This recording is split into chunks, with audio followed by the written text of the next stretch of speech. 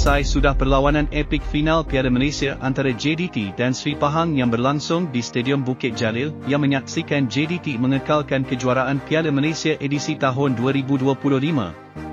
Dalam setiap perlawanan semestinya terdapat beberapa momen yang menarik untuk disaksikan dan tidak kurang juga aksi panas yang berlaku pada perlawanan ini.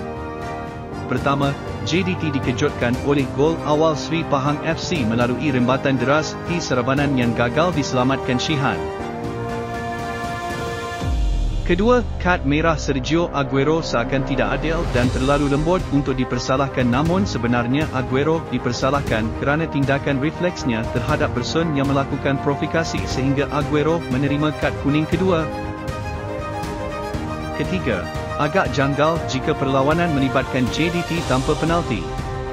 Kali ini, Bersun dengan mudah menjaringkan gol setelah Arribas dikasari sebelum itu.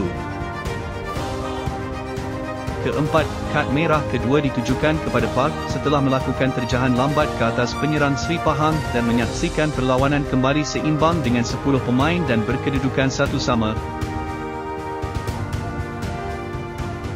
Kelima, Mr. MVP kali keempat berturut-turut menunjukkan statusnya di atas pentas final dengan satu gol solo menarik yang memberikan kemenangan Piala Malaysia edisi 2025.